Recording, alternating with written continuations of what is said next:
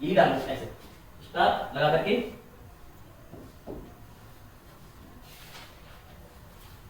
A x square 2xy plus b y square equal to 1। Sum of के अक्षों के समीकरण तथा लंबाइयां ज्ञात करना। लिखो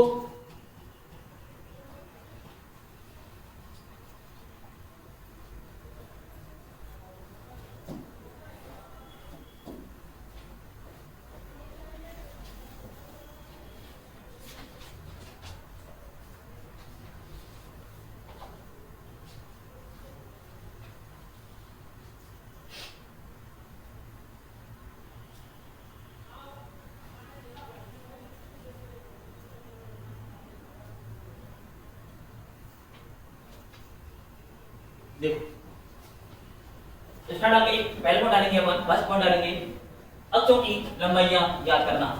अक्षों की लंबाई ज्ञात करना। मैं यहाँ पर आपके लिए दो स्टेटमेंट बोलूंगा, एक है अक्षों की लंबाई और सेकंड है मेरा अक्षों का समीकरण। पहले मैं किसके बारे में बात कर रहा हूँ? अक्षों की लंबाइयों के बारे में। आपको केवल एक समीकरण याद रखना है, ओनली एक। कितने समीकरण आपको? एक। और इस समीकरण का यूज करके आप अक्षों की लंबाइयां इजीली ज्ञात कर सकते हो। आपको हमेशा ये समीकरण आपको याद रखना है, कुछ नहीं करना है आपको। आपको ए दिखा है, ए ये लो, a minus 1 by r square bracket 3 minus 1 by r square बराबर एच स्क्वायर। आप चाहो तो यहाँ स्मॉल ए भी कर सकते हो और स्मॉल बी भी कर सकते हो, है ना। कंफ्यूजन नहीं होना है अपन को। कैपिटल ए क्या है, कैपिटल बी क्या है, जो अपन को दे रखा है वो वहां से a minus 1 by r square, b minus 1 by r square equal to h square. Solve करो इसको, क्या आ रहा है? मल्टीप्लाई करेंगे a का, क्या आएगा? ab minus a over r square. Multiply कर रहा हूं मैं, a को मल्टीप्लाई यहां करो। अब इसके बाद क्या आएगा? माइनस b बटे r square, minus minus plus, क्या आएगा? 1 बाई आर 4 बराबर एच स्क्वायर। करो कॉमन लो, क्या आएगा? 1 बाई आर 4 माइनस कॉमन ले लूं क्या? Minus common 1 by r square a plus b बराबर मत करो, तब प्लस कर लो, प्लस करो, क्या आएगा? प्लस करो, क्या आएगा? ए बी माइनस बराबर, यही है आपका समीकरण। यही समीकरण आपको क्या करना है? ध्यान रखना है। या फिर ये रखो या फिर ये रखो। ये जो समीकरण 1 बाई आर स्क्वायर में क्या है? देख लो खुद, क्या है समीकरण? द्विघात है कि नहीं? द्विघात। इसकी घात दो और ये क्या आएगा? 1 बाई आर स्क्वायर। मतलब मैं कह सकता हूं ये 1 बाई आर स्क्वायर में कितनी घात का समीकरण है? 2 घात का समीकरण है। तो मतलब क्या कह सकता हूं मैं? इस समीकरण से आपको दो मूल प्राप्त होंगे। एक होगा पहला एक होगा 1 बाई आर 1 स्क्वायर और एक होगा 1 बाई आर 2 स्क्वायर। ये जो आएंगे पॉइंट्स, यही क्या है? आपकी अक्षों की लंबाई। पास में ना r1 निकाला आपने, यहां से क्या निकालोगे? r2 निकालोगे और r2 और 2r1 और ये होगा आपका 2r2।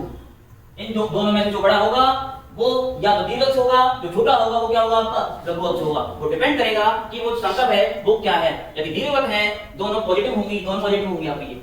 ये ओके पॉजिटिव, ए भी पॉजिटिव और बी भी पॉजिटिव। यदि इन दोनों में से कोई एक नेगेटिव है तो समझ जाओ क्या होने वाला है? वो हाइपरबोला होने वाला है। यदि इनमें से एक पॉजिटिव और एक नेगेटिव हो गई तो जो पॉजिटिव होगी उसको बोलूंगा मैं कौन सी अक्ष? अनुप्रस्थ अक्ष। और जो नेगेटिव हो गई उस अक्ष को बोलूंगा मैं, क्या बोलूंगा? संयुग्मी अक्ष बोलूंगा मैं। देख लो ये जो कि ये देखो पूरा हाथ से लिखना है आपको। देखो नजर लिया,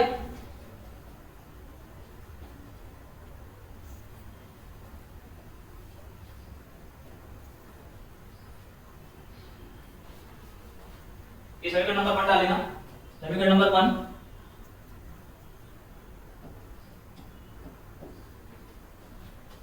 समीकरण लिखा मैं, समीकरण 1 की सहायता से अक्षों की लंबाई क्या की जा सकती है।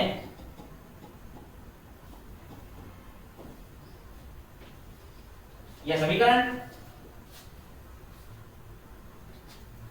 1/r² में द्विघात है, जिसके दो मूल 1/r² तथा 1/r² होंगे। तब अक्षों की लंबाइयां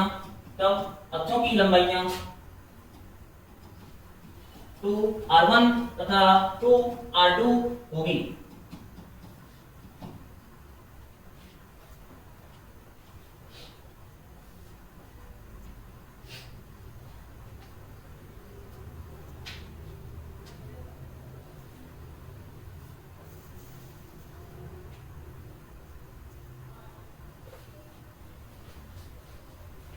केस डालेंगे अपन, केस फर्स्ट,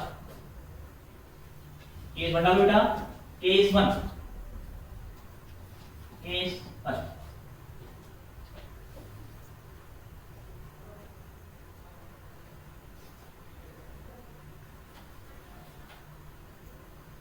यदि लिखोगे है ना, यदि दोनों अक्षों की लंबाइयां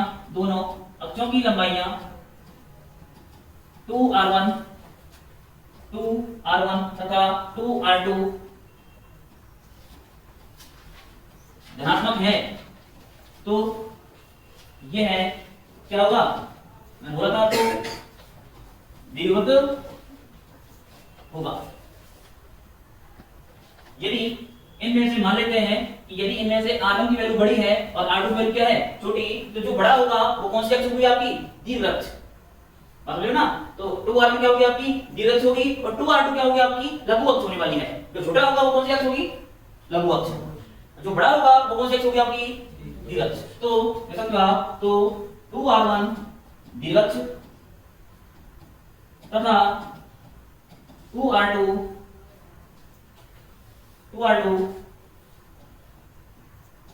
लघु अक्ष होगी।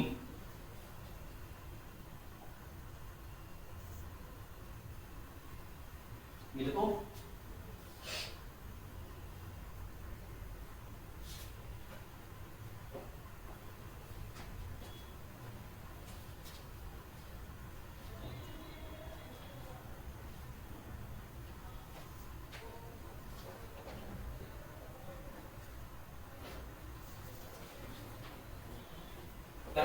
अब डालो अपन केस 2,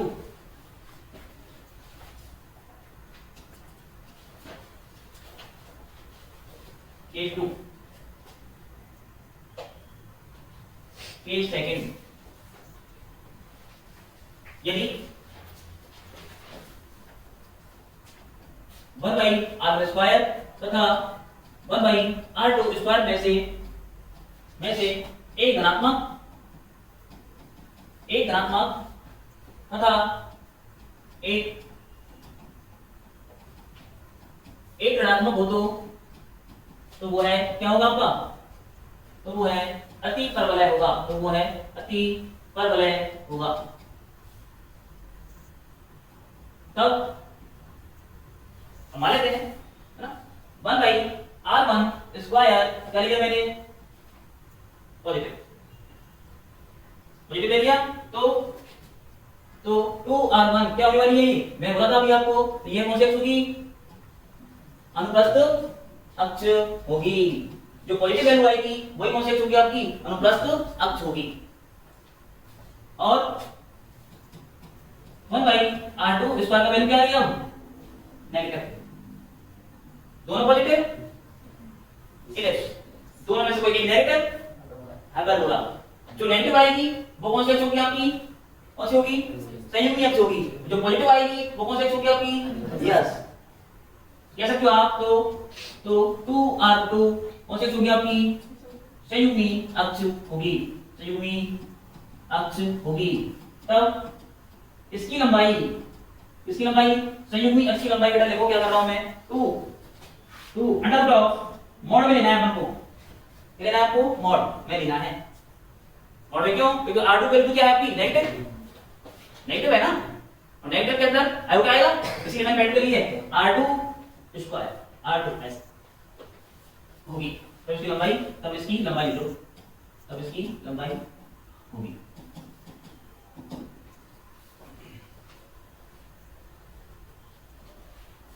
स्क्वायर में वालों साथ में ऐसे,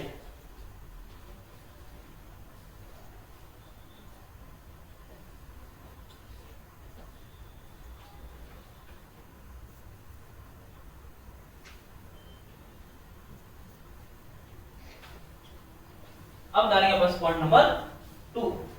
पॉइंट नंबर 2 डालो। पॉइंट नंबर 2 है मेरा अक्षों का समीकरण ज्ञात करना। देखिए हमने करेंगे कंटिन्यू, डालो तीसरा पॉइंट।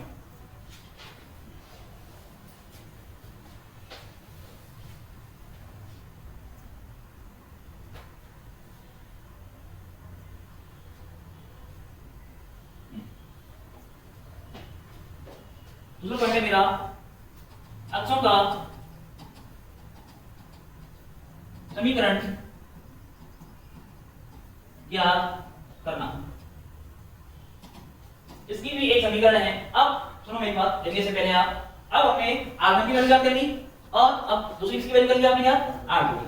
दो वैल्यू आपके पास अब आ चुकी हैं। अक्षों का समीकरण ज्ञात करने के लिए सबसे पहले आपको हाथ में किसकी वैल्यू होनी चाहिए, एक तो R1 की होनी चाहिए और आपकी एक R2 की होनी चाहिए। क्या करेंगे अपन, इसका समीकरण ज्ञात करने के लिए सिंपल समीकरण है इसका, इसको भी आपको ध्यान रखना है। क्या कहता है ये लिखना है आपको 1 minus R square x plus h y बराबर आगे कितने माने आपके, तो पहले किसके बारे में बात करोगे आप, R1 के बारे में बात करोगे। तो एक समीकरण यहां से मिलेगा आपको और एक यहां से मिलेगा, क्या आएगा a माइनस 1 होगा, क्या करोगे R2 square x plus h y बराबर, एक समीकरण आपको यहां से मिलेगा और ये दोनों क्या है आपके अक्षों के समीकरण है ये दोनों। ठीक है, तो हम ट्रेस करने वाले हैं। क्या करने वाले हैं, ट्रेस कि पहले हम क्या करेंगे उसका सेंटर, ये सेंटर क्या है, फिर हम उसको कन्वर्ट करेंगे किसमें, उसकी नॉर्मल फॉर्म में।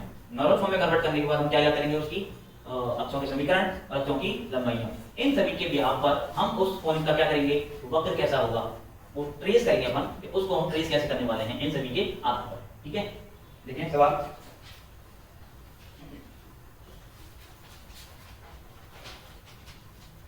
इसको करने से पहले थोड़ा मैं आपको एक बार थोड़ा पैराबोला हुआ, एलिप्स हुआ, इनके बारे में थोड़ा हम जनरली बात कर लेते हैं एक बार, जिससे कि आपको थोड़ा और आइडिया लगेगा कि हम कैसे करने वाले हैं इन सभी चीजों को।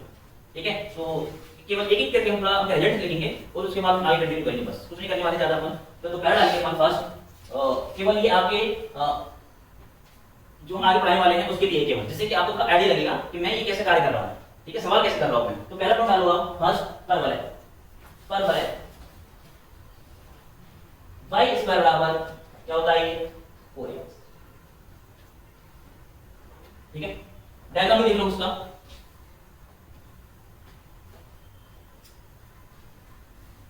ये डायग्राम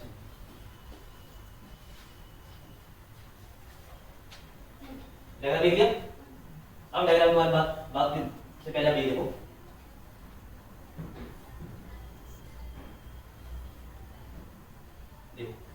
ये इसकी क्या होती है पता है ना आपको, नाभि, और नाभि से गुजरने वाली इस रेखा को क्या बोलते हैं अपन, क्या बोलते हैं इसको, नाभि लंब।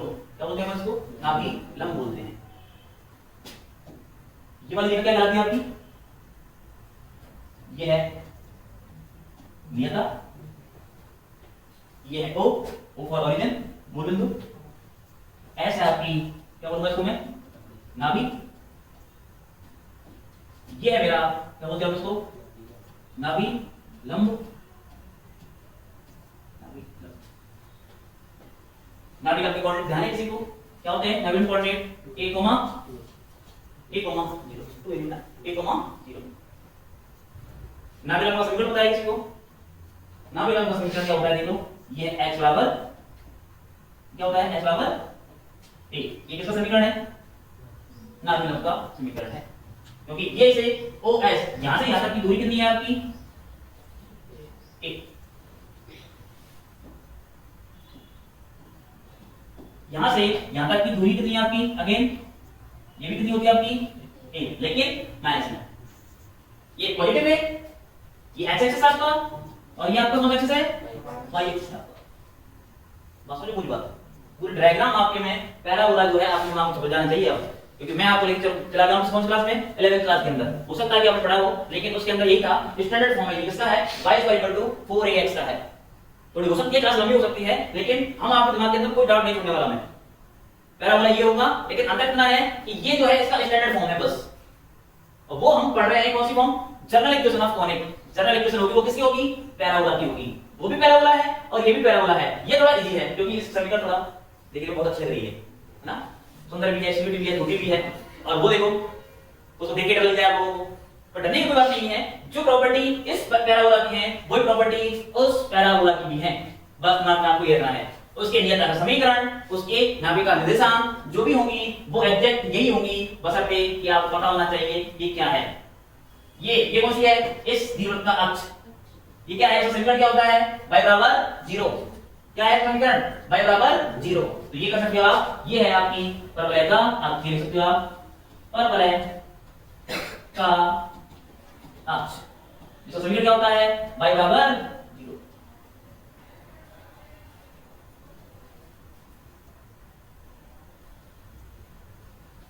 y एक्सिस समीकरण क्या होता है x बराबर, ये क्या है, ये ओ जो है इसे क्या बोलता हूं मैं, नाम क्या है इसका, क्या बोलते हैं बेटा, बुलबुल तो बोलते हैं अपन, लेकिन इसका नाम भी है, तो नाम भी लिख लो। इस जो ओ है ना इसको मैं बोलता हूं क्या, शीश बोलता हूं मैं, क्या बोलता हूं मैं इसको, शीश। शीश होता क्या है आप लोग सुनो मेरी बात, शीश होता क्या है, हो सकता है कि हमें शीश याद करना पड़े, तो क्या होता है शीश, जहां पर दोनों अक्षों की समीकरण आपस में प्रतिच्छेद करती हैं वही बिंदु क्या कहलाता है आपका शीश कहलाता है। समझे समझे आप लोग, अभी मैंने परवलय की क्या निकाली थी, अक्षों समीकरण निकाली थी, तो आप सामने निकाला था ना a minus 1 r1 square x plus hy। जब हम इन दोनों समीकरणों को सॉल्व करेंगे, सॉल्व करने पर जो आएगा वही कौन होगा, शीश होगा। ऐसे काम करेंगे हम उस पर, शीश याद करना, नियता याद करना। नियता का समीकरण क्या होता है, नियता का समीकरण वो भी लिख लो, x बराबर तो है लेकिन किस डायरेक्शन में है, पीछे, तो क्या आएगा माइनस a। कोई बात समझो, नियता का समीकरण x बराबर -a, नाभि का समीकरण a बराबर 0। ये सारी चीजें आपको ध्यान रखनी है, किसके लिए, पैराबोला के लिए, एक एक करके, एक ही जो रही बस। नाभि लंब के कोऑर्डिनेट क्या आएंगे इसके लिए, नाभि लंब दिख रहा है किसी को, नाभि लंब दिख रहा है किसी को, ये तो मेरा है l और ये मेरा l डैश, तो l के कोऑर्डिनेट क्या आएंगे, l के कोऑर्डिनेट लिख लो यहां a, कितना आएगा 2a, a, 2a, और नीचे वाले क्या आएंगे, नहीं a, माइनस, या पिक्चर क्लियर हो रही नहीं हो रही अभी, है ना। पूरी पैराबोला के बारे में जो भी इसकी हिस्ट्री थी वो आपके सामने खोल दी है, सारी चीजें आप, इसके अलावा और कोई इसमें है नहीं, ठीक है। एक और चीज हो सकता है कभी हमें ये पॉइंट याद करना पड़े, इस पॉइंट को नाम दे रहा हूं मैं ए, इसको क्या बोलते हैं अपन, इस पॉइंट ए को बोलते हैं नियता का फुट ऑफ द, नियता का पाथ, क्या बोलते हैं अपन इसको, नियता का पाथ। इसको कैसे याद करना है, देखो ये कौन सी जगह है, परवलय के अक्ष x बराबर y बराबर 0, और ये कौन है नियता, मतलब जब आप नियता का समीकरण और परवलय के अक्ष के समीकरण को सॉल्व करोगे जो पॉइंट आएगा वही कौन होगा, दिमाग में होनी चाहिए बस बात है कि मुझे कौन सा पॉइंट याद करना है और वो कैसे याद करना है। तो एक और चीज, जब आपके पास पॉइंट ए है, पॉइंट एस है, तो पॉइंट ओ भी निकाल सकते हो, क्यों, क्योंकि पॉइंट ओ जो है इस पॉइंट ए और एस का क्या है, मध्य बिंदु है कि नहीं, mid point of point A और पॉइंट ऑफ एस, मध्य बिंदु पता है आपको, कैसे निकालते हो मध्य बिंदु, वो बता देता हूं, लो भूल गए तुम लोग, ये पॉइंट ए, ये पॉइंट बी, और ये एक मिड पॉइंट है मान लेते हैं सी, इसकी कोऑर्डिनेट x1 y1, इसकी h2 बिंदु क्या होता है बेटा? x1 प्लस x2 बटे 2, y1 प्लस y2 बटे 2। ये किसी रेखा के मध्य बिंदु या ध्रुवीय का तरीका है। ऐसे हम लोग क्या करते हैं, आप पॉइंट ए क्या कर लिया आपने और पॉइंट क्या कर लिया आपने x, जब इन दोनों को निकालेंगे वो पॉइंट कौन सा होगा? O, और वो बने आपका तब रहेगा वास्तव। तो बस समझे, लिख लो पूरा, इसके बाद हम करते हैं होते नहीं, इसके बाद कल करेंगे। टाइम ओवर, 11 बज चुके हैं, ठीक है। सवाल अभी काफी बाकी है, लेकिन सवाल हम कल से स्टार्ट करने वाले हैं। लिख लो पूरा एक बार।